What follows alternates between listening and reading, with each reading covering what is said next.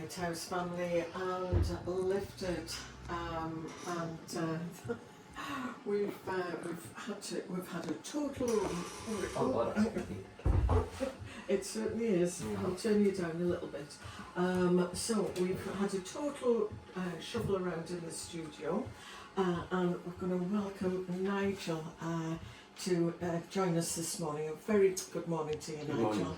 morning, Thank you for coming in and it's a pleasure. to spend some time with us for the next sort of 15 minutes or thereabouts.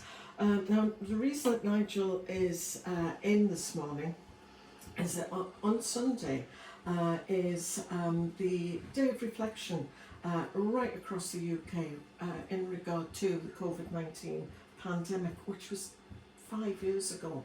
It's horrific to think that it's that at that time. What the world went through. Exactly, yeah.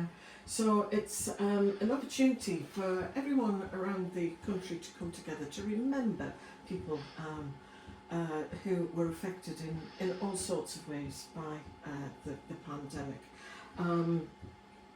And on Sunday, we've got the opportunity just to remember and commemorate people who perhaps lost their lives, reflect on the sacrifices that many people made, well, everyone made, pay tribute, of course, to the health workers and social care, and to appreciate those who volunteered and showed acts of kindness through those unprecedented times. And you have first-hand experience of those unprecedented times. Absolutely, I do. Do you want to tell us a little bit about your story? Well, I had all the symptoms of COVID back in March 2020, and I rang my brother, who's a paramedic in city centre Manchester, and he said just isolate. So I did. On the 7th day, I didn't realise I was hallucinating, and my daughter picked up on it, Hayley, and she called my brother, and he called me and called an ambulance. Came from Whitehaven. They took me directly in, rushed me in. A lot of people fussing around me, didn't know why. They took me up to a ward, and 2 doctors said, you know, you have very poor lungs. I said, no, I didn't. They said, you know that if you end up in intensive care, don't be frightened. And then they said, you've got a 50-50 chance of pulling through the night. Gosh. And I lied in bed, pondering, wondering if I'll ever wake up again. Coughed myself to sleep. Hallucinated all night. Woke up in the same bed, same ward, and cried my eyes out because I'd survived the night. 7 days we're in, on oxygen, 7 days. And the doctor said, we're releasing you now. So I said, do I take a taxi or bus home? He said, no, paramedics. He said, there's no need. Said, yeah, have to. So the paramedic put me in a wheelchair, pushed me into the lift and said, you're our hero. And no, you got it all wrong. You're all my heroes. Paramedics, ambulance crew, nurses, doctors. She says, you don't understand. I says, no, explain. She says, you were the first COVID patient we're taking home alive. Oh, and it my goodness. shook me. I just bowed my head in shame and I felt shameful that I'd survived. So they took me home and they said, you got to just rest and you got to isolate for a further 7 days. So I did. And it was just sat at home for the 21st day in isolation.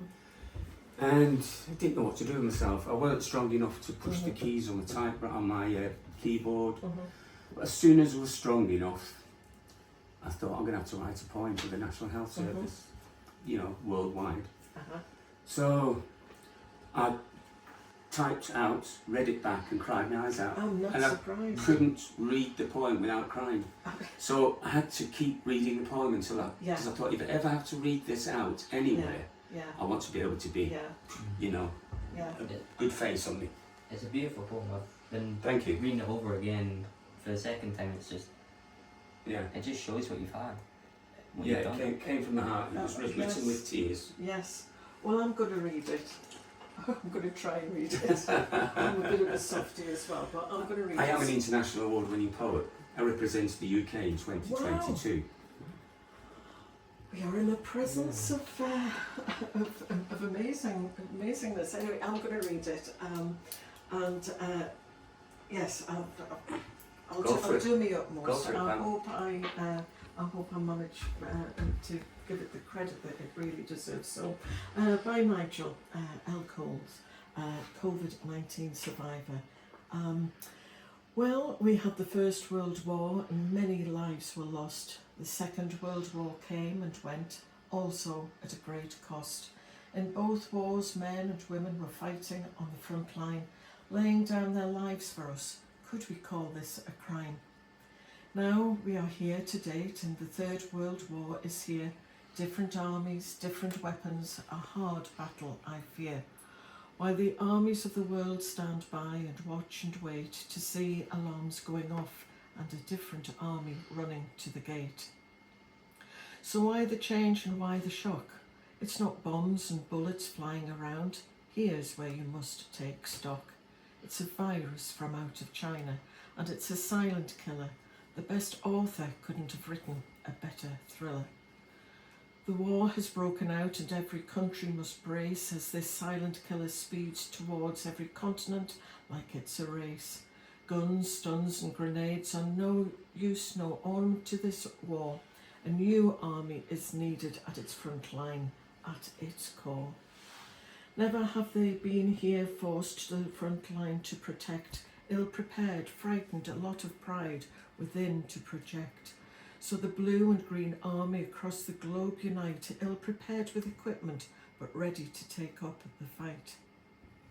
People falling ill as they are struggling to breathe, just cough, doctors and nurses, and the rest of the staff, it's got to be enough.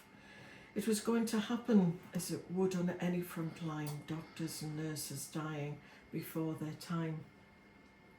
Death tolls climbing and temperatures rising fast, hospital beds filling with new patients. Will the breathing apparatus last?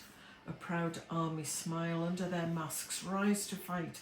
They gather strength off each other and battle with all their might. People see and people hear what's happening on our front line and it draws a tear.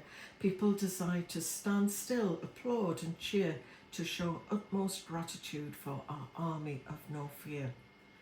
We all stand behind you, we stand proud and stand tall. We all see, hear and feel you on your mercy duty call.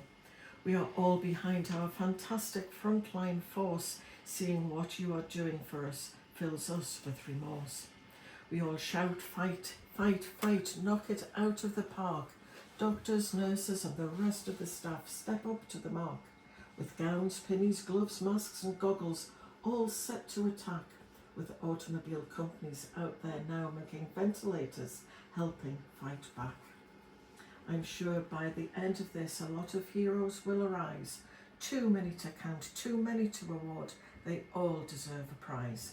So a great big thank you from every heart across the globe today to every National Health Service staff.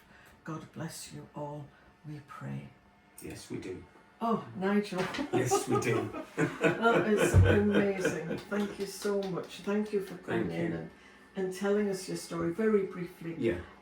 Now, I do know that your full story is going to be in the Eden Local magazine next month. And that is available obviously to people within Penrith, but it's also available online, isn't it, as well? So, wow. Sorry, I just wanted to quickly ask you just before we head out. I know it's going to be soon, but you mentioned a lot here about the nurses and staff and how, and what you said before about how you said, or they said, that you were their hero, and you were saying, oh no, like to all of us, they are our heroes as well, but also, do you feel like the fact that you being one of the first to come out alive, or the first, do you feel like that gave them hope in some way, just that they could all make it out of this? Yeah, I think that's why they called me a hero in the lift, the one paramedic. But I just felt shameful because I survived it, and there's doctors and nurses that didn't even survive it. So coming out of there, I was shameful. But I do look back, and I've got a lot of friends and relatives that call me Nigel is legend. Well, I think it's an amazing story, Nigel, and thank you so much for coming in and sharing it with us. And I'm sorry it's been quite so short and sweet, but incredible. So I hope you approve of the track that I've chosen to say thank you to you and to thank you to all of the National Health staff and the Day of Reflection on Sunday. Some steam. Yes, but